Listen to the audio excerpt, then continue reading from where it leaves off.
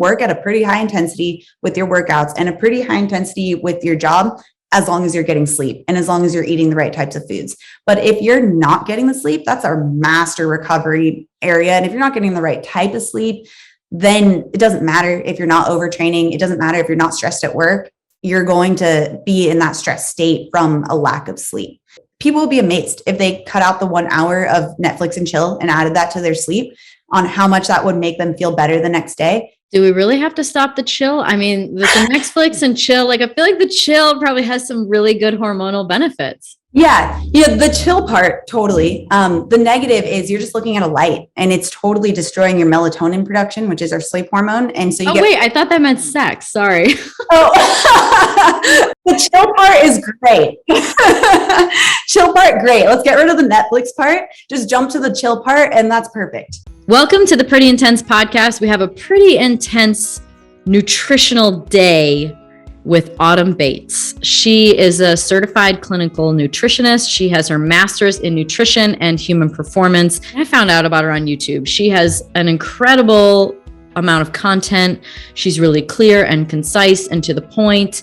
And she talks a ton about how to fast, what to take, what to eat, what not to eat, how your hormones are working, things that lead to weight gain, everything in the realm of health and what we're consuming. So I was most interested in intermittent fasting and how that works and the effect on the body, and especially from a female perspective. We also talked about, the body as a system, as opposed to my old thinking of it, which was multiple systems. Her passion is all about the fueling window and not necessarily so much about the fast itself, because that's just happening. But what are we consuming during? Enjoy consuming all of this info because there's a lot. Get a pen and paper out because this is a pretty intense episode. What type of pills are you taking? I started working with a functional medicine doctor this year. And it's all the stuff to improve detoxification pathways. So it's like NAC, NAD, vitamin C, glutathione, L-glutamine. I'm also I'm starting chelation for heavy metal poisoning. So which heavy metal were you poisoned with? Mercury and lead. Yeah, I was going to say lead is the one that's pretty common because it can be transferred via the placenta from birth. Yeah, exactly. That's what I heard is that it's hereditary. Yeah. Like the mother can, especially if you're like your mom grew up in the 60s, a lot of lead was just used during that time and it just stays in there unless you're doing something like you're doing and it gets passed on to the baby. Sometimes like tomorrow I start another chelation. It's like 5 days on, 9 days off for 3 months. So I'm in my first cycle, but before that it was all about the gut. So I have dysbiosis and then, so I was on, and leaky gut, which is kind of the same thing. I feel like in general. Seems like. Very. So I was on all those protocols. And so I just eat pills all day long, which is probably what makes me really curious about all this stuff too, because which is especially why I've dove into so much of your information, because having to do with like autophagy and, cells kind of being able to, heal themselves and die off and regenerate and do all the things it needs to do. It's like, but yet I feel like I'm one of those people that just does a lot better when I don't have such long breaks without food and I get behind and it's really hard to catch up. And so there's like so much to it, but how did you get into it? I think that I've read something about anxiety and things like that, but what was the impetus to send you down this path of being able to just throw content at us like crazy and it just clearly flows out of you? Yeah, my background's in nutrition. And so it's always just been more focused on food, like the food aspect and the biochemistry of the body. And growing up, have had so many issues with bloating, where it was so severe, where after every meal I would eat, I would have to lay down on something because it would just be so painful that I couldn't like sit up without feeling like I had to like unbutton my pants or something because it was just so expanded. And especially during that time, I feel like there's a lot of stuff going on social media where it's like bloating is normal. Like, look, I'm really bloated too. And I remember like, that can't be the case. Like the body can't just all the time you eat be like, okay, now we're going to make you incapable of doing anything now. So then this was a while ago, my dad's a chiropractor and he was learning about fasting. And I was very scared of that concept because I was like, I can't possibly go without food. Like, no way. I eat right when I wake up. I eat every 2 hours. Like, that's what I've always been trained to do, especially in nutrition space. But then eventually the bloating just got so bad where I was like, okay, it maybe there might be something that could help with this. And it was just so miraculous on how well it cleaned my gut, how well it just completely eliminated bloating. I never get bloated now unless I'm doing something wrong that I know I shouldn't be. And it makes it that I never want to go back. And I want other people to feel that way too. Yeah. I that you like totally hit it right on the head. For me, it's like people would describe me as being disciplined and I don't really go off too much. And to me, I don't have a desire to be like a big old cheat day where I eat a bunch of pizza and gluten and dairy and all kinds of stuff that I know will make me distended or feel bad, because like my main goal is to feel good. And so I can feel good. Trust me, I can eat plenty of calories. Like I have no problem consuming calories or eating all day long. If I need to have if I need to jolt my metabolism because I've been, sort of repressing it for a while with any kind of restricted eating, which I don't normally do. So I stay pretty regimented, but it's totally the feeling good. And what's crazy is that I think there's a lot of people that don't even know what feel good means. Yeah. And I mean, my whole slogan with my channel is that I want you to feel good again, but also a lot of people don't even have that again part. It's like for the first time. And that's actually been something really cool to see with clients or just people who are commenting on my channel where they're like, oh my gosh, I didn't realize that I didn't have to feel this way all the time. Or I didn't realize how badly I was feeling 100% of the time until I started to actually feel good. What is the most common thing that people cut out that makes a big difference? You mean in terms of food or fasting? Yeah, food. I'd say food off the bat. Yeah, snacking. I mean, it's not even a specific food, it's snacking, because that's why intermittent fasting is so great for especially the gut healing aspect, which is what you're going to feel the most immediately. You're going to feel less bloated. You're going to not get gas and that distension. And that's something you feel right away. And with snacking, you are breaking up the same benefit that you would get from fasting, where you're stopping the gut cleaning process called the migrating motor complex. If you've listened to any of my videos, you probably heard me say it 20 times at use all the big words. I love it. Yeah. It helps educate people. I mean, that's how I learn. I love to hear things I haven't heard before. So feel free to go as deep or as specific as you like. Yeah. And when you remove snacking, you actually activate that even between meals. So it takes 3 hours, 45 minutes, pretty much that specific area-ish of number to get a full cycle of the migrating motor complex to be completed. So if you were eating every 2 hours, you're never actually cleaning out your gut, which means you're always getting that bacteria and left behind food built up in your small intestine. And so any other food that's coming through is just getting fermented. And that fermentation is creating gas. And that's when you get that bloating, distension, acid reflux. A lot of women and men as well are getting small intestine bacterial overgrowth, or SIBO. So all of that, what I've seen is one of the biggest things that people can make an immediate improvement on, even if they aren't using fasting, is just simply cutting out snacking, not even changing their diet at first, but removing the snacks can help massively to stimulate that MMC. And to be clear, snacking is anything. I'm thinking so what if I have a coffee with something in it? What if I have, be clear, fast or snacking is anything? Yeah, anything other than water. So if you have, there's some debate and it can depend on each person, because technically speaking, stress can slow down the MMC as well. So, some people get a stress response in response to caffeine. So even though, black coffee doesn't contain technically any food or calories that should disrupt the MMC, if you get a stress response from it, it can slow it down. So that's where if you really want to maximize gut health, having just water in between your meals will make it so that the MMC can stay stimulated. Wow. I have tried some of that, and more intermittent fasting and more less snacking. I wore a blood glucose monitor, a continuous blood glucose monitor for a couple months. That is an education. Have you ever done that?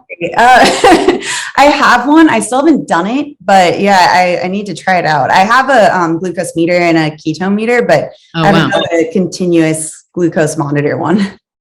Yeah. And it's amazing how certain foods will, spike your insulin, and then just anything. I mean, any food whatsoever. You think like, even you think like, oh, I just had some protein. It's like protein does it too, maybe not as bad as a sweet potato, but right. It still does it. So I feel like that's kind of the first phase of education I got, which is like digital proof, right? You're looking at it, you're going, oh shoot. So getting into the meat of fasting, and I have so many questions because being a girl, I just feel like things must be different. I mean, like, what was your journey through the testing of it all? Because you seem like the kind of person that has tried it all on yourself. Yeah, I did. I started off with the 16-hour, which I don't really recommend doing. I recommend now starting off with like a 12-hour, just because that's a really great way to ease into the process so that you aren't shocking your system and you're able to more strategically plan out your meals so you can actually get enough of your nutrient needs during the fast, or during the eating window rather. That's a big problem with women that I've seen, is that they don't get enough during their eating window, and that's what makes it unsustainable for them to continue on with intermittent fasting and why they get so hungry. But we can get into that in a bit. But yeah, I did the 16-hour fast first, and then I was like, oh my gosh, I feel amazing. If I feel great with 16 hours, probably like I'll feel even better with 20 hours or like a 24-hour fast. So I tried all those and I made the mistakes that I now warn people against, where I didn't get enough food for my body system, because it's really hard, especially with protein, to get all those needs in during such a short window. And especially if you're fasting for a full day, you can't really make up your protein needs from that day with alternate day fasting, for example. So whenever you see like studies that are talking about intermittent fasting not being great for women, they're always talking about alternate day fasting or extended fasting. They're never talking about time restricted feeding. And if they are, it's when you're not getting enough food for your body, where you're constantly in a calorie restricted state, which just in general, calorie restriction is horrible for women. It's already been found to cause a lot of fertility issues with women long term. Hormones, it's hard on your hormones, right? And so, but just to be clear, the alternate day fasting, does that mean 12-16, or does that mean 24 and then you eat all day the next day? Yeah, it literally means one day you fast, one day you don't. So you fast 24 hours. Yeah, you fast for 24 hours, and then the next day you don't fast. You can eat like what's called a quote unquote normal day, where you wake up and eat right away. I have a lot of problems with the alternate day fasting. I know there's been some people who have seen success with it, but not only do you not get enough for your needs, but it's so not sustainable for life. Like, how do you plan out your life to be like, okay, on this day, I'm not going to fast, on that day, but it's John's birthday on that day, and I know we're going to be going out to eat. So am I just going to like have sparkling water? Like, it doesn't make sense logistically long term. And I think that especially in the intermittent fasting space, it's so filled with these like highly overachieving people, where they have the ability and the discipline to like schedule out their life to an alternate day fast protocol. 9 out of 10 people, probably more than that, can't do that or don't want to do that. And if we're only preaching those methods, then we're not going to actually help everyone else, where they could get so many results with time restricted feeding. Yeah. So you found that 16 was the best. What did you find with 18? And maybe you tried 18, or maybe you just went to 20. And then did you ever do OMAD as well? One meal a day? I did try out OMAD. So that's like a 22-hour fast essentially. Yeah.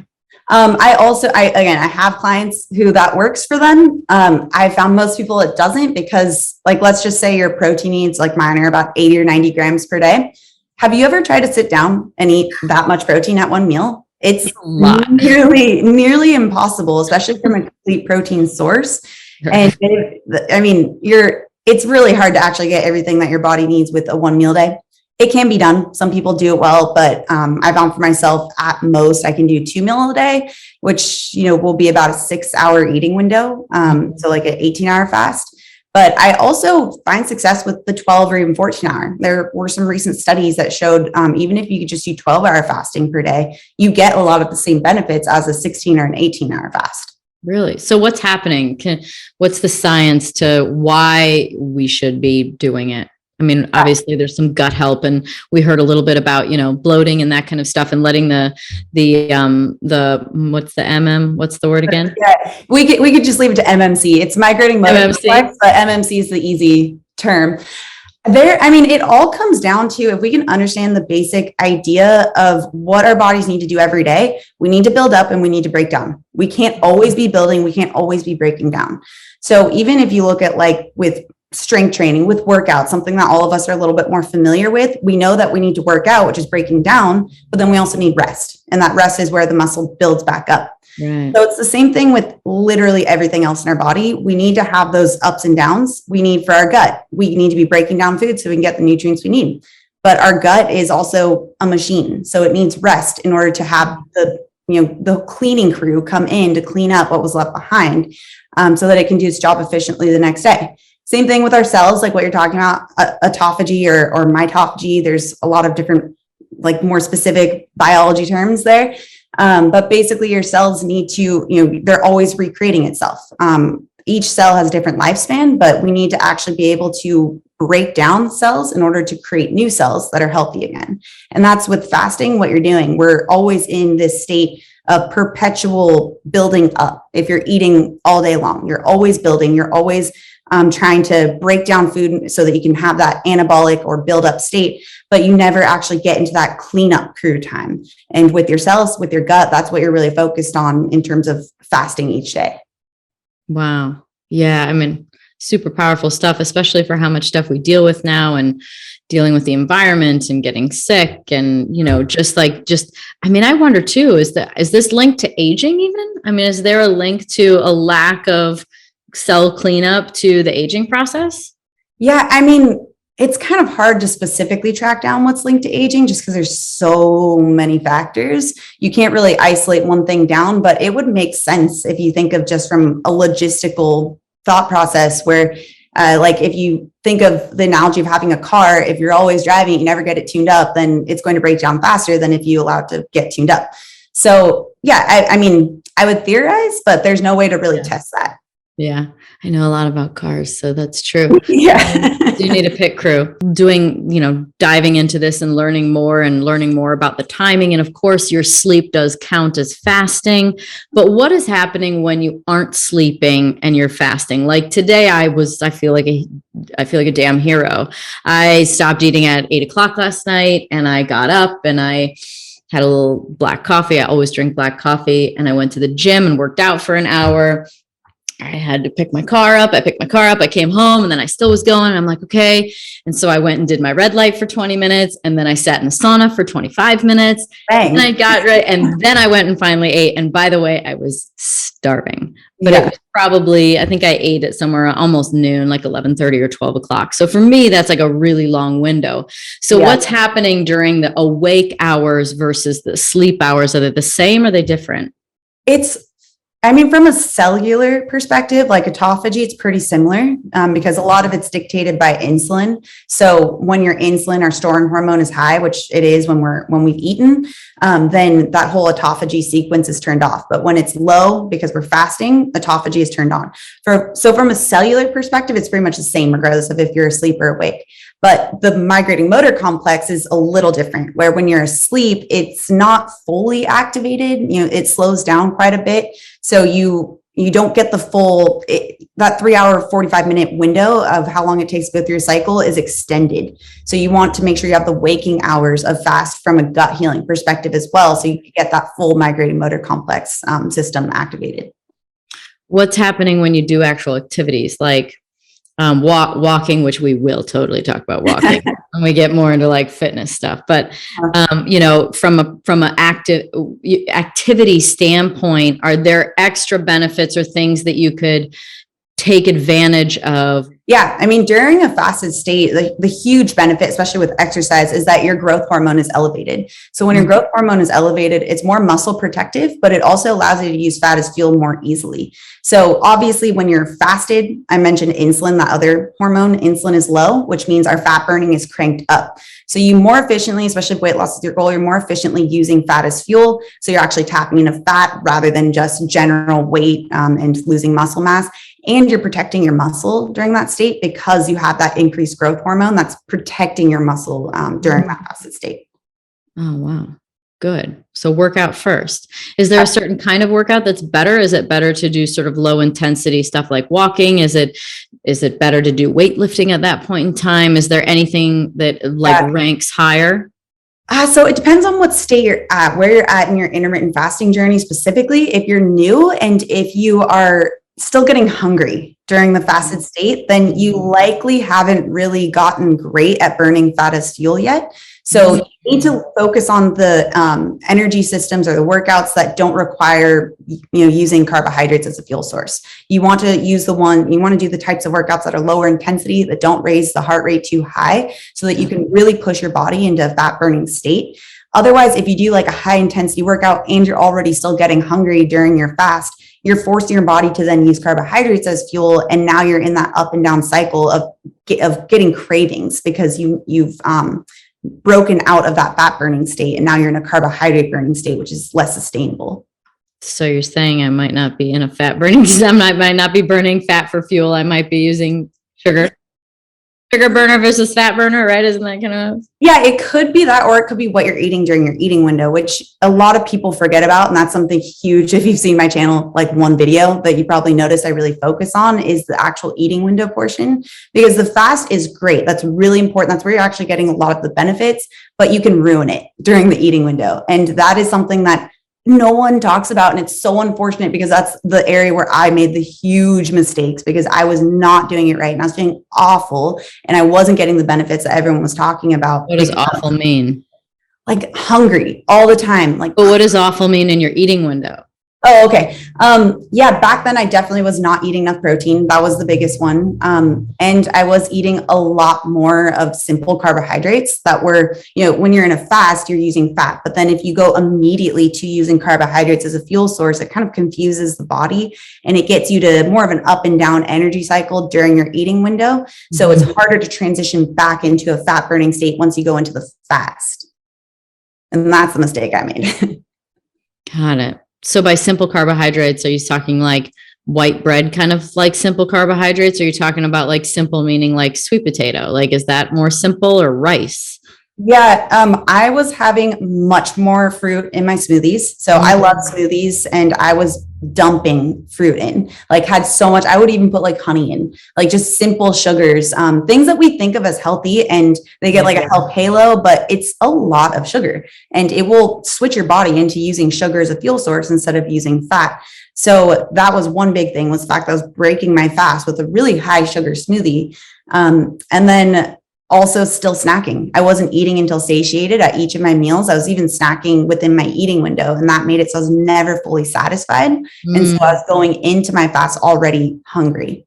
Yeah. I think I've totally made the mistake of not eating enough in the window, which is why I get behind, because I don't eat enough in that window to feel good for a long time. So let's talk about insulin, and maybe start off with first insulin with the workout, because I do get confused with the insulin, because my insulin did spike with workout. And so, let's talk about that. And then we'll talk about insulin with a food, since we're talking about, movement, then we'll talk about food. It was probably your blood glucose that spiked, because it's pretty hard to track insulin, especially. Blood glucose. Yeah. Sorry. Yeah. So I'm assuming you're probably doing a higher intensity exercise. Usually. Yeah. I take it from the podcast name.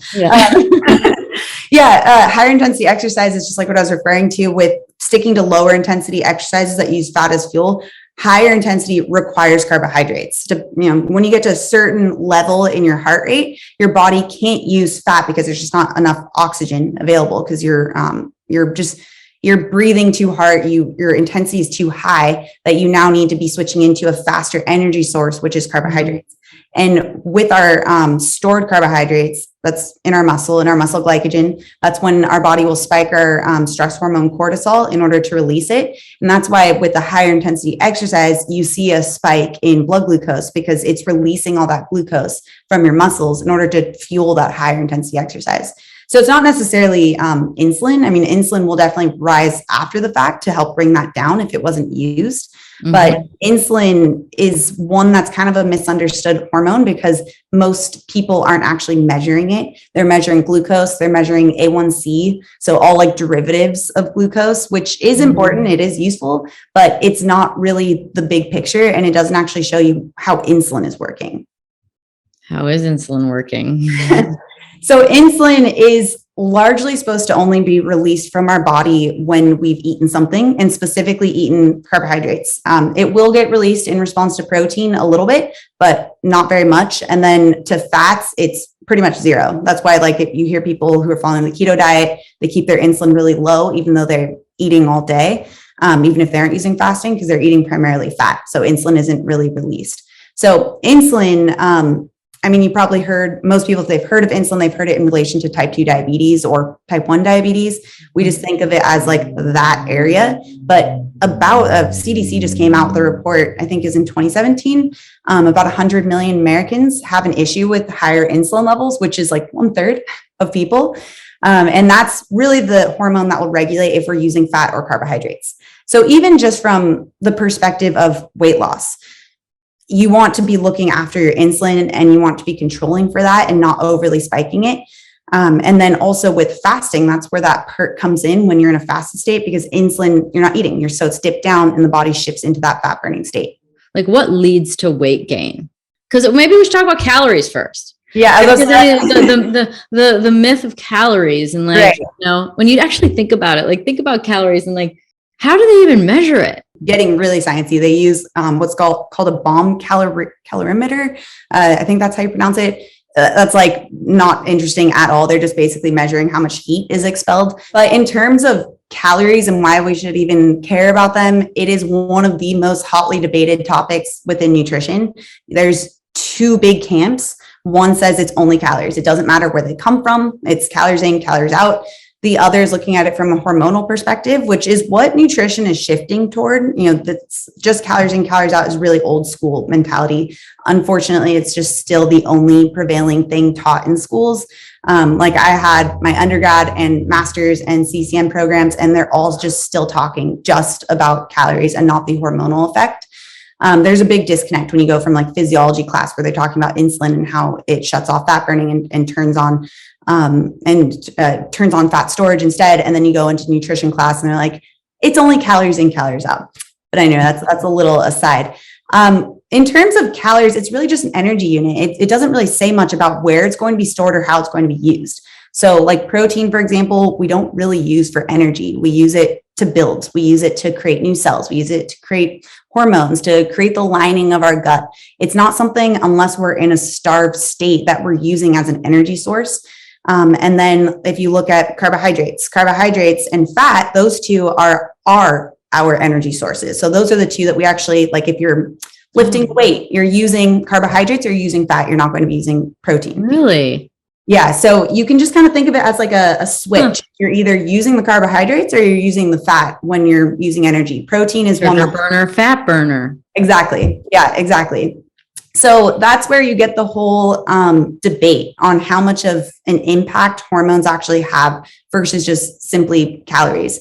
There's a lot of studies that are now showing that looking at it from a hormonal perspective has a bigger impact on weight loss versus just calories in, calories out. I mean, you could look at the Biggest Loser study, where the show The Biggest Loser, where people were eating like 800 calories a day and having that over an extended time, and their metabolism is wrecked as a result, and they can't lose weight after that. And now they're obese again, even eating 800 calories a day. So clearly that method and that model doesn't work. And there's studies now showing that based off of the types of foods you're eating, you can actually dictate if you're going to be burning fat and maintaining muscle mass, or if you're just going to decrease your metabolism. Explain more about that. So our body, it's always trying to preserve itself. So it's always trying to make sure that we have enough to run the basic functions. That's its first core thing it's focused on. It's focused on being able to create new hormones and have our brain cells functioning, have our heart beat. And so protein helps to maintain all of that in terms of building. But then when it comes to calorie intake, once you start to decrease your energy intake, you start to shut off what's available for your body to use to fuel its essential systems. So that's why when people start to decrease, like let's say they usually eat 2,000 calories a day and they drop it down to 1,500 calories a day to try and lose like 1 pound a week type of thing. Yeah. now they have less energy for their body to actually use to fuel their brain, to fuel their heart.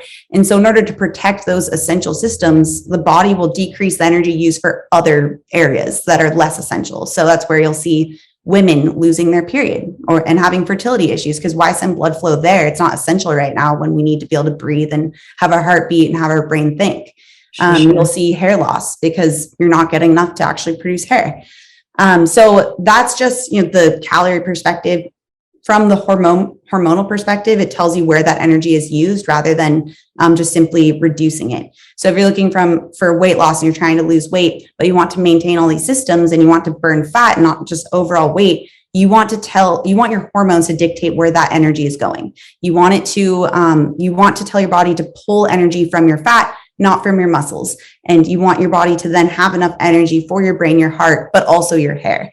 So that's where the hormones can start to, if you can master what types of foods you're going to be eating, that then dictate where those things are being partitioned, with insulin being that key one of regulating burning fat or carbohydrates, then you can avoid a lot of those issues of decreased metabolism and fertility issues. Okay, so outline in a good and a bad scenario, using your hormones to direct what happens in the body versus a bad scenario, and like what you would consume. And I know everybody's a little bit different, but there's probably some generalities there. What does that look like? And what hormones are we talking about? Yeah, well, the key hormone is going to be insulin. It's one that's the master hormone that will dictate, especially from a weight loss perspective, everything that's going on. Insulin can affect other hormones downstream as well. So it's kind of like the one that we have the most control over immediately. And that can also directly affect weight loss as a result. So if we're talking about like the alternative where, it's just simply decreasing calories, it could be anything. You could be having cookies all day and have 1,500 calories worth of cookies, but you're in a quote calorie deficient state. That's where, even though you're eating 1,500 calories, you're eating a lot of refined sugars and carbohydrates that spike insulin.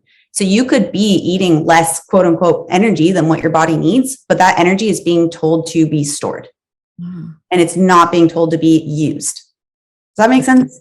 Yeah. So let's replace it with, as you talk about so much, like fat, protein, and fiber. So let's replace that idea with 1,500 calories of that. Then what happens? Yeah. So when you have, let's give that same example of 1,500 calories and you have 20% of that coming from protein. Now your protein needs are covered. Your body doesn't think it's in a state of starvation. So that's the number one macronutrient that will dictate if your body thinks it's in a state of starvation or not. Really? There's studies also done on high protein versus low protein diets, but with the same amount of calorie intake of like 800 calories a day. And those who are on the higher protein, quote higher, but it's like 20%, higher protein diets don't have the starvation issues and don't have the decreased metabolism that the low protein diet has. So that's where we can avoid that. why protein is the first component of the protein, fat, and fiber, making sure you actually get enough protein for your needs. And most people aren't. Most people have no idea how much protein they need, or they think that they're getting plenty. It's a big myth in the nutrition world. And then the fat component makes it so you're providing your body energy and satiety. So this is where we get into another hormone, cholecystokinin, which is our satiety hormone. Tells our brain that we're full, we're satisfied, we don't need to eat. So it helps us regulate our appetite actually, so that we don't need to be eating beyond what we really need. We can self-regulate without having to have a calorie tracker by eating enough of both protein and fat. Both of those release satiety hormones that tell our brain we're full and that we don't need to keep eating. The problem comes in when you add highly insulin spiking foods that kind of get bypass that whole system and make it so that you spike your hunger again. So if you have enough of the fat component to actually get satisfied and to tell your brain that you're full and you don't need to keep eating, you not only have an energy source, but you can also indiscriminately pull from your own energy source, from your own fat source as well, because your body doesn't discriminate between the fat you're eating or the fat that's in your body. So it will pull back and forth between the fat that you're eating and the fat that's in your body, which is why people who focus on protein, fat, and fiber will get a decreased body fat percentage while still maintaining muscle mass, which is normally unheard of with just a calorie restrictive state. It's always like, oh, bulking season, I'm going to increase muscle mass, but inevitably fat will go up. And then I'm going to get cutting season and decrease both. Yeah, totally.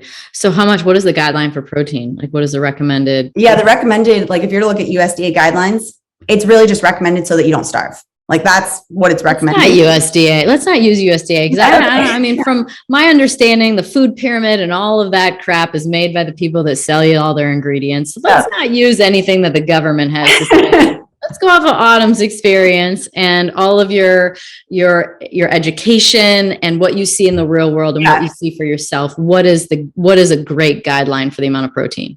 The formula that I use is a range. So it's 1.2 to 1.6 grams of protein per kilogram of body weight. So what kilogram? Number? What about pounds? I know, it's so annoying. That's okay.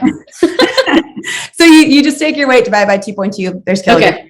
So it's pretty easy. But the reason why there's a little bit of a range for that just depends on how much stress your body is under. Because when you're under more stress, you need more protein because your body, when it's under state of stress, it's breaking down. So you need that protein to help build back up. So a stress could be exercise. Like if you're exercising a lot, then you'd be on the range of 1.6 grams of protein per kilogram of body weight. If you're under fairly low stress and you're just walking, which is great exercise, but it's not a highly stressful exercise, you could probably be fine with 1.2 grams per kilogram of body weight. But that's the range that I like to use and that I always suggest. Like I have a couple different videos on that to walk through. But that's a good range to cover your needs so that you aren't going to be under consuming. Well, let's just talk about vegans then and vegetarians. I'm going to guess that you don't condone that. You wouldn't say that that's your chosen path. Yeah. I mean, I work with everyone on whatever it is that because I know ethically there's reasons why people would want to be vegans. That's why I tried for a little while too. And I'm like, that's probably what left me in a extremely, and I used extremely without using it 5 times, which I should, high level of mercury, because I then was like, well, maybe like fish is okay. And I'm sure that was part of the equation, but yeah, I mean, I tried too, and I never felt that great.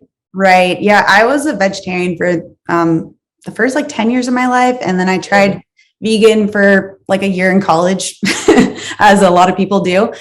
But yeah, it is more difficult to get complete protein. It's not impossible, but it is more difficult. And the complete protein is what people forget. Like if they're just tracking their calories, they're like, oh, I got 100 grams of protein, I'm fine. But it's counting protein from broccoli. It's counting protein from peanut butter. It's counting protein from all these other sources that aren't complete proteins, where you're actually deficient in complete protein because you actually didn't account for that.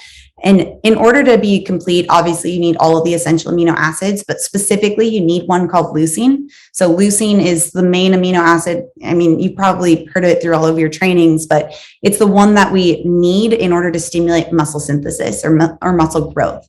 So if we don't have that, then we aren't actually making proteins efficiently. And, with a lot of the plant-based proteins, they're usually not going to be complete. And if they are, they're going to be low in leucine, like tofu or soy proteins. There's another study in the sports nutrition world where it compared soy protein versus, I believe it was whey protein. And it found that soy was 85% lower in leucine. So 85% less effective. In fact, the soy protein did just as well as the control that didn't have any protein in terms of muscle growth. Wow. So it is definitely more difficult. It's not that it can't be done, but you'll likely need to take branched chain amino acids and to help get that back up. Vegetarian, it's easier. It's actually not too hard because eggs and dairy-based proteins are some of the best proteins you can be getting. They're some of the richest in leucine. So you can totally be a vegetarian and have no issues, have to take no supplements. And then obviously, if you're omnivorous, it's the easiest way because just getting all of your different variety of proteins from animal-based products is most rich in leucine. Yeah. And then there's, as I've learned, bioavailability of what you're eating. Yeah. And so I'm kind of curious of your hierarchy of bioavailability when it comes to protein, but let's start with protein powder. Cause I always have such a question with this. I'm like, does it really count? Is it the same thing? And, then my mind's like, wow, it's kind of going the sweet. I always think of food in a sweet, savory sort of way. I'm like, I'm like, oh, and I'm trying to follow for a while. It's been like, I don't know, almost 2 weeks trying to do Tim Ferriss's like slow carb diet with like basically like protein, beans, fat. It's pretty much that. And, greens and tons of greens. So it's and then you have one day off a week where you're supposed to go wild, which is a new concept. Because your metabolism gets a little slowed with this, or your thyroid can reduce its function.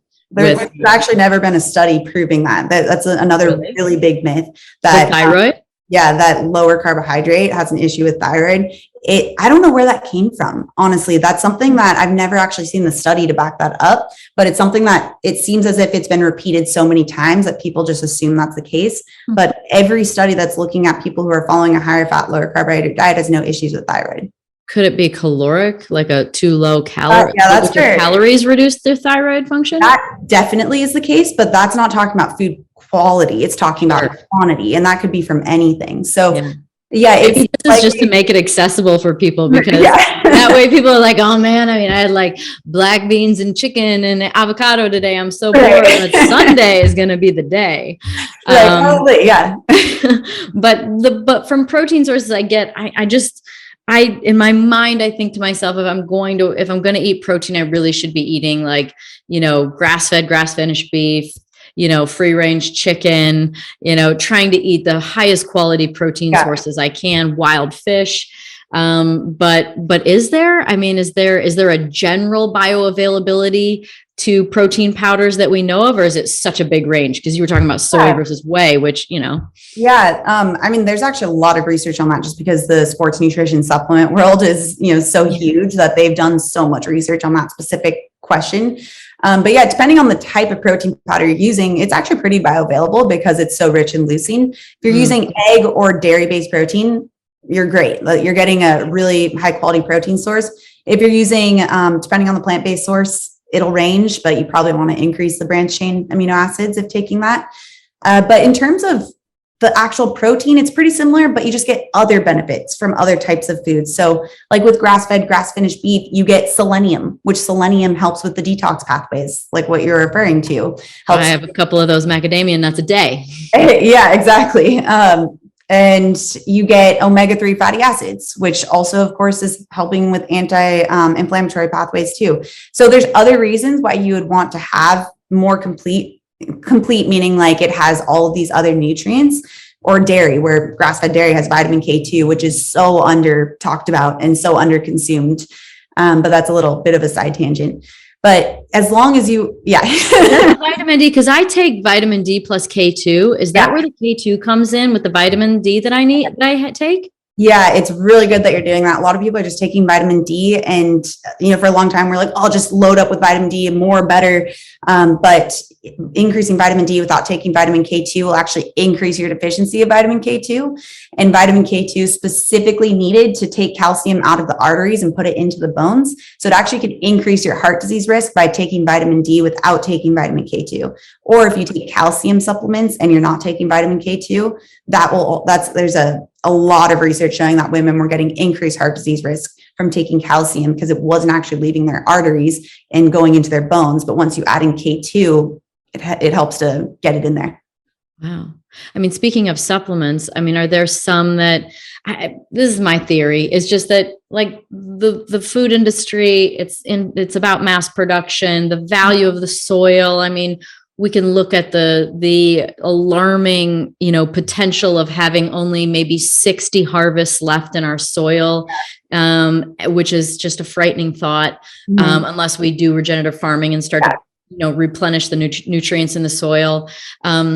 So my theory is that it's just not the same nutrition in food. And I've heard the saying, like, you're not hungry for food, you're hungry for nutrition. You're hungry for the vitamins and nutrients that are within the ingredients. So I just think there's probably some supplements that, generally speaking, we just probably need more of because of this day and age that we live in 2000. Yeah.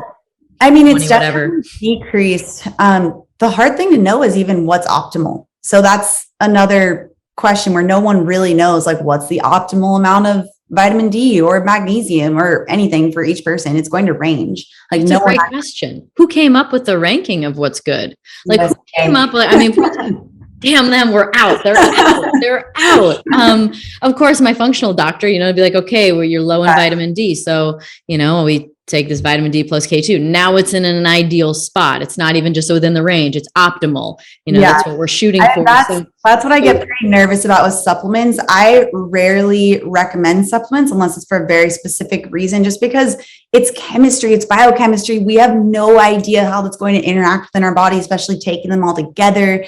I mean, just like the D3 example, we thought D3, that was going to save everyone's lives, get rid of cancer by taking D3. And then all of a sudden it increased heart disease risk. Like, there's no way to really know because our body is so complex. There's so many chemical reactions happening within it. I typically like to just get it from food. Even though it might be less, you know, you're not at least getting it out of proportion in a way that was unnatural for us to be getting it. So that's, you know, the proportions can also be what really matters. Like, we know that taking too much omega-6 increases inflammation in the body from all the seed oils. So if you're getting like the grass-fed beef, you're getting vitamin K2, you're getting selenium, you're getting all these things, you're getting calcium, all these things that are supposed to be packaged together and used in that way. And that's just, in my mind, a safer way to go about it rather than having all of these supplements where we don't really know what's happening. Like, yeah, it might look good on a chart, but what does it really say when we discover that there's another type of reading that we need to be assessing in the future? So you think that the food that we can buy, the highest quality food that we can buy in the store, will give us all the nutrients that we need? From what I've seen for the vast majority of people, if you can get high quality food sources, then yeah. I mean, especially with a lot of the like multivitamins and such, you're not really getting much of any of the nutrients from that anyway. But there is a case we made for certain people with certain supplements, like magnesium is one that, if I do recommend, that is a great one because that is going to be a mineral that tends to be really depleted. The issue can come in with like the vitamins, because vitamins are something that we tend to hold on to, or they tend to even act as hormones in the body. Minerals are ones that we can usually release a little bit easier if we have excess amounts, like sodium, for example. If we have high amounts of sodium, we can release it, assuming that our insulin level isn't high. But yeah, it's the vitamins that can be a little bit more of a concern over the minerals. Yeah, I like that idea. I love the idea that I don't have to eat a whole bunch of pills. One pills all day. Oh my God, which I have been all day. This, I feels like all year I've been eating pills. We're talking about how a lot of times, you know, certain things like food can obviously do certain things within the body. But then there's, of course, fitness. And then there's like what you do workout wise. I mean, see, I used to think of the body as being like having multiple systems.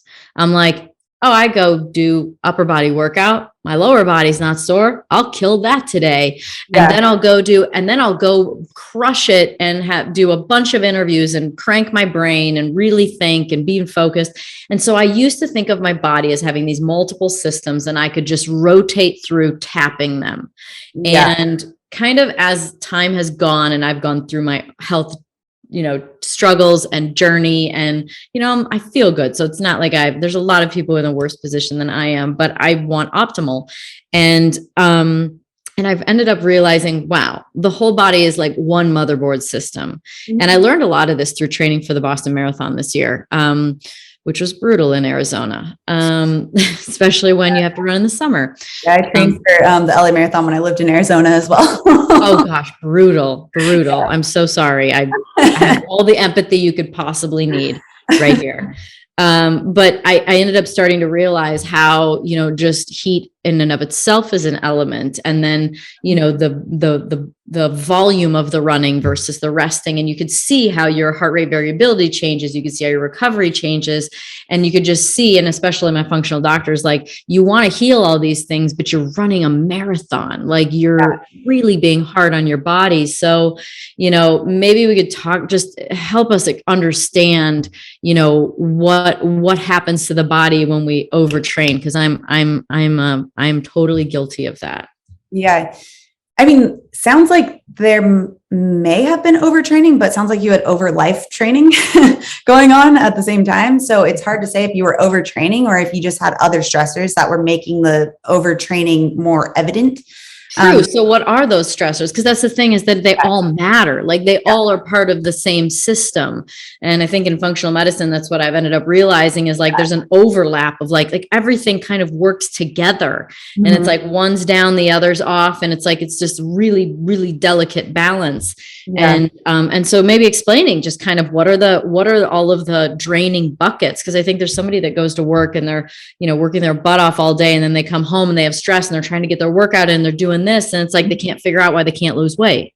Yeah. It goes back to the main overarching theme we talked about, intermittent fasting, on how your body needs that buildup and needs the breakdown. Like you can't have one or the other. And if you are getting the tear down of the stressors happening nonstop, where you're tearing down your muscles, so you don't actually have any type of recovery from your muscles, but then you also are getting a lot of mental stress, which acts physically within our body. The mental stress causes the same type of stressors to be signaled within our body. So our body perceives it still as a stress, especially if you're, operating at a higher level and have a lot of stress with your job. But then also if you're not getting great sleep, that's a huge factor. That's usually the biggest one, where you can work at a pretty high intensity with your workouts and a pretty high intensity with your job, as long as you're getting sleep and as long as you're eating the right types of foods. But if you're not getting the sleep, that's our master recovery area. And if you're not getting the right type of sleep, then it doesn't matter if you're not overtraining. It doesn't matter if you're not stressed at work. You're going to be in that stress state from a lack of sleep. So I don't know if from your perspective, it seemed like maybe the sleep resonated a little with you. Actually, I sleep really well. Good. I actually sleep just fine. I'm like, I tap the buckets. Like I'm one of those people that's just I am all about it. And if I'm bored, I just go work out. Yeah. Then you probably just were overdoing it with both, because there's most people, you're a little bit of a different case where you probably just were really actually pushing yourself to the extremes on both work and your exercise routine. But a lot of people don't consider sleep. So probably a lot of your listeners don't actually get the sleep they need to recover from those workouts or to recover from the stress of work. And people will be amazed if they cut out the 1 hour of Netflix and chill and added that to their sleep, on how much that would make them feel better the next day. Poor sleep increases your stress hormone, increases your hunger hormone ghrelin the next day. It increases insulin resistance, which makes it harder to actually tap into fat burning. So there's a lot of negative things that happen when you sleep that make it so that you also can't recover. Because if you have a higher cortisol, higher stress level state, your body isn't in that rest and repair mode. It's in that fight or flight mode. So you're always going to be in that rest and repair, always in that fight or flight, never in that rest and repair to recover from the stressors of the day. Do we really have to stop the chill? With the Netflix and chill, I feel like the chill probably has some really good hormonal benefits. Yeah, the chill part, totally. The negative is you're just looking at a light and it's totally destroying your melatonin production, which is our sleep hormone. And so wait, I thought that meant sex. Sorry. Oh, yes. That part, the chill part is great. Chill part, great. Let's get rid of the Netflix part. Just jump to the chill part, and that's perfect. What are the benefits of the chill part? Are there what are the sexual, with sex, what hormones are triggered, and is it good to do it before you go to bed? Does it help you sleep, or what are honestly, that is not my area of expertise. If we can talk about food and hormones all day long. I think it depends on the individual and if it hypes them up before or not, but it seems like a great option. Chill, do it. Just not too much Netflix. Got it. Not too much Netflix. Don't that part. Have the chill part.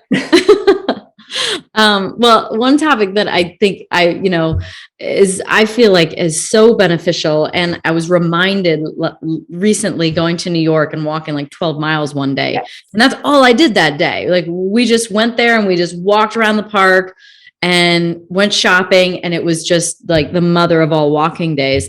And I just forget how good you feel. And it's one of those things that you can do and do and do, and the body tolerates it so well. And even from an experiential standpoint, when I wore the continuous blood glucose monitor, is that when I'd start walking, my blood sugar would drop. Mm-hmm. Yeah. It goes down to a couple factors. So obviously it's lower intensity. So you're not using the glucose as a fuel source. You're switching into using fat as fuel. So when your heart rate's lower, which it is when you're walking, you're using fat primarily. And that is such a sustainable energy source. We have so much fat to tap into, even if you're extremely lean, even if you have 10% body fat or lower, you have so much fat that you can use versus 2 hours worth of carbohydrates that you can use that are stored in your body. So just by switching over to that, that's really great from that perspective. But also hormonally, I mean, you said you're walking around the park, you're walking outside. And walking outside specifically, exposes us to something called negative ions, which has been found to help decrease our serum cortisol levels, which are a stress hormone. And remember, cortisol raises blood glucose. So if we can decrease cortisol, we decrease stress, but we also decrease the blood glucose level as well. Wow. So explain more of the science of it, because like if you're, what does it do? What is it doing to you when you take a walk versus when you go into the gym and hit the weights? Well, first of all, when you take a walk, you can do it more frequently. Like you can get up. I have a Fitbit. I get up every hour when my Fitbit tells me I have not gotten 250 steps for that hour, and I walk around in place. Like anyone who has a Fitbit definitely gets that annoying reminder, but it's so good because you can do it frequently. Whereas training, you can't like lift weights every hour. You can walk every hour. And that breaks up sedentary moments throughout the day, even if it's just for 1 minute that you're getting up and walking around. You're getting your muscles flexing. You're getting your muscles actually using energy, which makes the body more insulin sensitive and helps it more easily burn fat as fuel as a result too. So just from a purely practical perspective, like you mentioned, you could walk all day, or even if you don't have the opportunity to walk, 14 miles through the park on a beautiful New York day, anyone can get up from their desk and stand for 1 minute and walk around their office. It's just such a practical approach to keeping insulin sensitivity high and getting the body moving so that you're actually contracting your muscles and using fat as fuel in the process. If you were to put into words your ideal day and your ideal week, like how would that look from your perspective? Do you mean like just from exercise? Yeah, like exercise, nutrition, fasting, and then also and then maybe, especially, I'm just so curious from a female perspective, because so many, there's such a lack of studies done on women. Mm-hmm. Like, is there a certain time in the month where you would be more apt to do some more of one thing or less of another? Yeah. Well, just for a regular day, typically I wake up, the first thing I do is I go for a walk, because that helps to get your body actually moving. Obviously, you get your insulin sensitivity higher. You get to use fat as fuel when your body is most primed to be using fat as fuel. And personally, just wakes me up right away. So do that completely fasted. And then I always come back and do strength training workout right after that, still during the completely fasted state. To maximize on those growth hormone benefits. And then I personally use keto coffee. I can't do black coffee. I love keto coffee, so I stick with that route. And I transition into more of a fasting mimicking state around like 8 or 9 a.m. and then totally break my fast anywhere between 10 a.m. to noon. Really depends on if I have clients that day or if I'm just filming. I always break my fast with protein, fat, and fiber. So it's usually going to be a smoothie that has Greek yogurt, protein powder, chia seeds, peanut butter, using coconut milk, a low sugar fruit, like a small amount of berries, strawberries, raspberries. And then I typically personally use a 3-meal structure. I just found like if I do 2 meals, I'm way too hungry. Like I just can't do it. So I have a 3-meal structure, not snacking in between, just having water, having sea salt. I also use apple cider vinegar before I break my fast to help stabilize blood glucose levels before the first meal. And then my second meal, usually like scrambled eggs. Eggs are one of the best protein sources. It's so bioavailable. It's the most bioavailable protein and also rich in fat. So it's like an easy one where you don't have to overcomplicate adding in all these ingredients. And then personally for myself for dinner, usually it's around 6 p.m. And I'm going to be, I like to make recipes. I love to cook. Yeah. So it's all across the board, like beef stew, burgers, something along those lines. And take my magnesium, go to bed and repeat it the next day. And then is there any kind of cycling or any difference between? No, I've not found the cycling to be sustainable, first of all, because again, it goes back to that issue, same thing as ADF. Or alternate day fasting. gets so confusing for so many people. And I've not found it actually to be beneficial at all for all the effort that it takes in your brain space, where we all have so much to think about anyway, like to try and overcomplicate how we eat and when we eat. And if we can just keep it consistent and get enough the right types of foods, you can solve 99% of your problems with that alone. And just most people aren't even doing that, but overcomplicating it, that 1% tweak. What about hacks? Like, are there any kind of just, I feel like it's such an overused word, but are there any things that you do that, like, I'm just as an example, like things that I do, like cold shower or, red light or, amethyst biomat or, whatever it may be. Are there any things that you have in your regular routine that, are cool and fun that you're testing out and you feel like you like? I'm not much of like in the biohacking area. Again, I like to keep it simple and realistic. And so much of what our body needs comes from the simple and realistic things we're going to be doing every day. With red light, I'd rather go outside and just get all of the light from all of the spectrums that I need.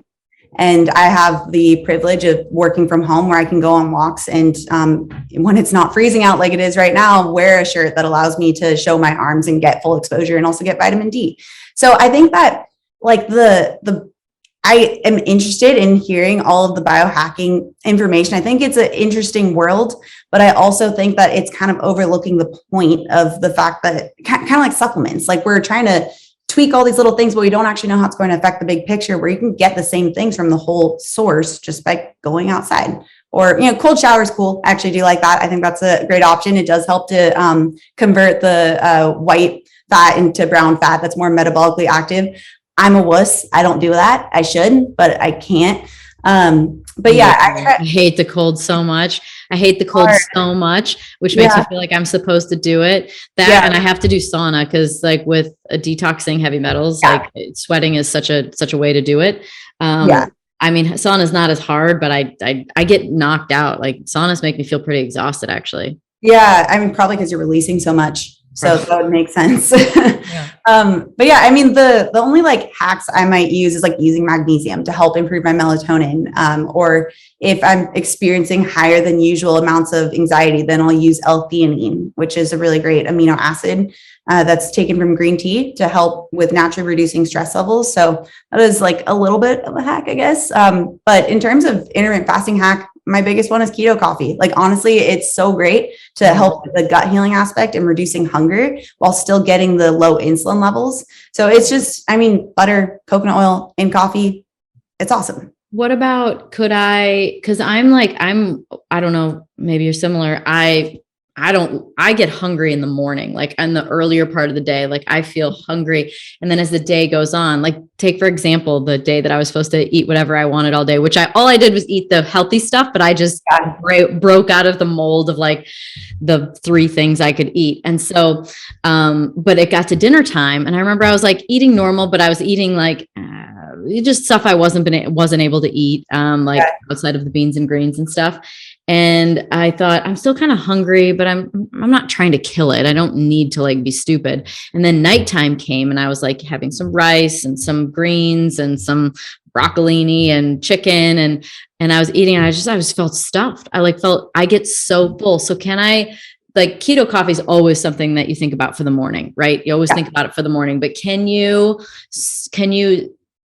consider it the start of your fast if you did a keto coffee, like a decaf keto coffee at night? It just depends on the type of fasting you're using. So if you wanted a true fast, then it technically breaks a fast. If you're looking at fasting mimicking, like what I was referring to, then it would be counted as part of your fast.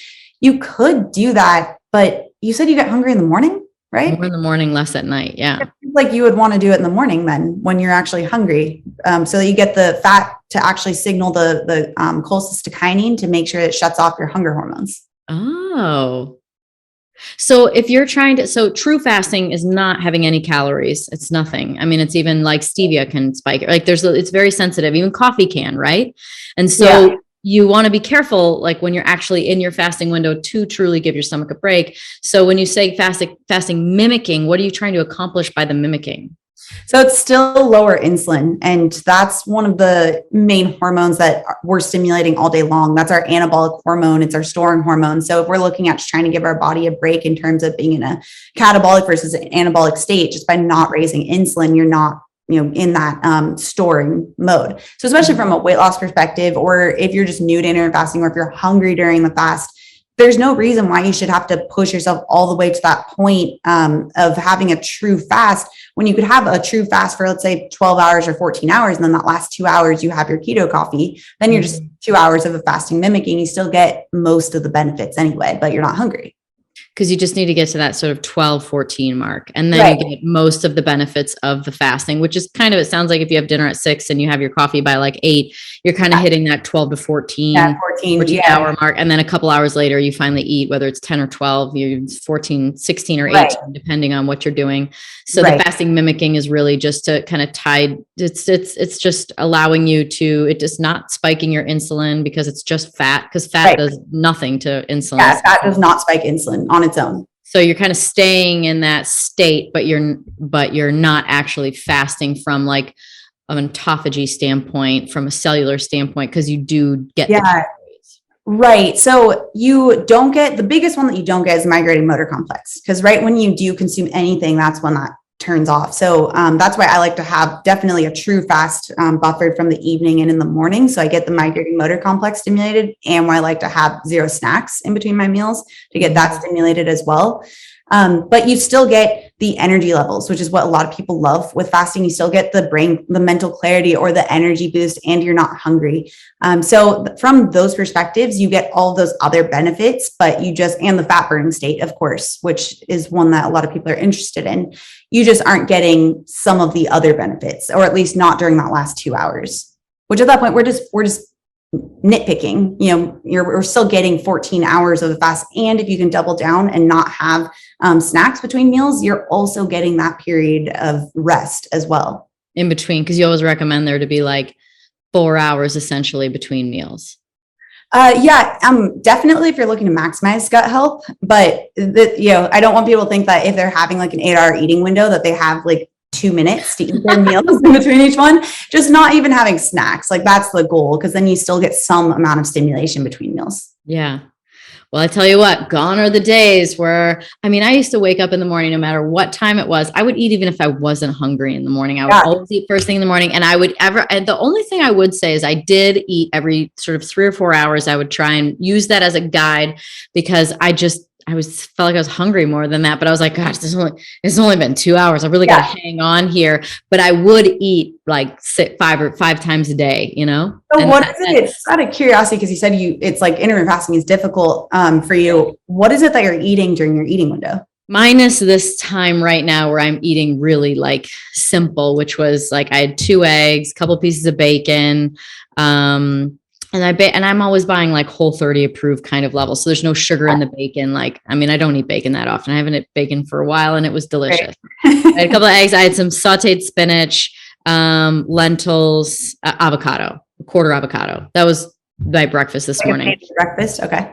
Yeah. And then something normal for lunch right now would be like arugula with olive oil, a little balsamic, chicken, and maybe some black beans or refried beans.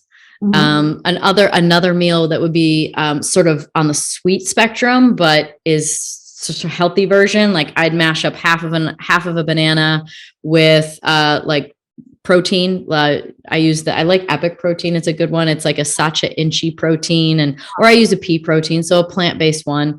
And I'll put probably, somewhere between around 25 grams worth of that protein in it. And then I just thin it out with enough like almond milk or whatever milk I have, like plant-based milk to thin it out. And then I top it with like coconut manna. Have you ever had coconut manna? Of course. That's in so many of my smoothies. Nature's frosting. If anyone doesn't know what coconut manna is, you're missing out, and you're add it to a smoothie and it makes it so creamy. Yeah. And then maybe a little bit of something like a cashew butter or something like that. And I don't really add too much fruit to that. I don't really add fruit, just like the half a banana in there is enough. And what is cool is having the monitor to check my blood glucose spike. It didn't do anything. So I know that it's not something that spikes it. And dinner like steak or vegetables. I know sweet potatoes spike my blood sugar, so I don't have sweet potatoes. So rice didn't do anything, so I can have that. Or like a taco night with a corn tortilla chips, like corn tortilla stuff doesn't spike it either. So I know that doesn't. But vegetables and avocado and maybe every now and again a smoothie, which I super low on fruit, putting it in my smoothie. It's easy to get a lot of calories in a smoothie. And I love chia pudding. Like I make a lot of times like a breakfast instead of oatmeal. I'll have, because oats were like through the roof. Yeah. Oh my gosh, I just did a video on blood sugar. It's terrible. Yeah. And I would do chia seeds with hot water and then put some plant protein in it. And I top it again with like a little coconut mana or something to melt on it. And it's a really like very low sugar kind of meal. And so that'd be another common meal. So I feel like I eat pretty. You have a lot of great ingredients in there. Yeah. So any recommendations? I was just trying to mentally calculate everything. So how many ounces of like steak or chicken would you say you generally have? I mean, I would say that, because I don't count now, but I have counted before just to see. And it does take a bit of effort to get to 100 grams. I mean, I kind of use the guideline, and I don't weigh 100 pounds, but I kind of use the guideline of trying to get to 100 grams, or like I've heard a gram per pound of body weight. And so, I mean, I'd say that's probably about what I get. I eat more protein than I used to. Cause I was kind of counting more in that time where I was trying to be a little bit more kind to the animals. Right. But I'd say I probably get somewhere around 80 to 100 every day. From complete or including incomplete? Mostly complete. Okay. Yeah. Incomplete would be like you're saying, like if you like, let's say if you track the whole day and if there were beans or peanut butter or something that contributed. Yeah, not really. I'd say a solid 80 to 90 of complete protein. Okay, great. So then you're probably getting, mental math, like 5 ounces of chicken or yeah. I'd say I'm a little bit more generous with my protein sources right now, because I'm eating more. Like that's my main satiation, along with the fat, is like greens don't go real far. Great. Do you usually start off with some type of starch in the morning, like lentils? No. I mean, I do put it in I do right now. But a lot of times a very common breakfast that I would have before I was trying this bean situation was I'd have ground bison. I'd throw spinach in there and saute it up. So it's just ground bison, spinach. And then I'd have a piece of like vegan gluten-free bread, and I'd put avocado on it and turmeric and salt and pepper and broccoli sprouts. And so you always have some type of starch then, because like with the bread, I guess there would be. That'd be true. Yeah, that would be true. I found that tends to spike hunger throughout the day. And really? I would experiment, just take out the starch and experiment with replacing that with another fat, so that you can just add in a satiety factor and just keep a starch in the evening, so you get the perks of getting higher quality sleep. See if that helps. If you're getting 100 grams of protein, then you're probably fine there. But see if adding in the fat, removing the starch from the morning helps to make it so you aren't as hungry throughout the day. I love that. That's a great suggestion, because you're right. Somehow in my mind, I think I should have a little bit of everything. Yeah. And we usually don't eat as much of the fat as we think we are. So the fat component, especially if you consider you're removing that other energy source, which is the carbohydrate, you need another energy source to come back in. So just make sure you're actually replacing it with the whole source. Like instead of that slice, have an extra half an avocado. Yeah.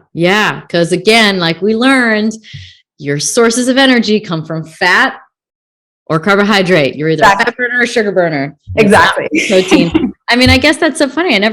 All the nutritional information I've consumed, I didn't even think about the fact that like I guess I didn't even know that. Yeah, it's going back to what I was saying. It's because so many people with intermittent fasting are focused on the fast, not the eating window. And so they completely forget to really analyze that area, which is what my whole YouTube channel is based off of, because that's what I did wrong, was not looking at the eating window. Wow. Well, thank you. You've been a total wealth of knowledge. I really appreciate it. And I'm sure I'll just keep watching your videos, and then I'll just keep having more questions. So, but I'll let you know what they are along the way. Oh yeah, anytime. I always love talking about nutrition. Obviously, it's all I think about or talk about. So I'm always here. Thank you, Autumn. Thanks everybody for listening to the Pretty Intense podcast today. I hope you enjoyed it. If you like what you heard today and you want to hear more, please click on the subscribe button.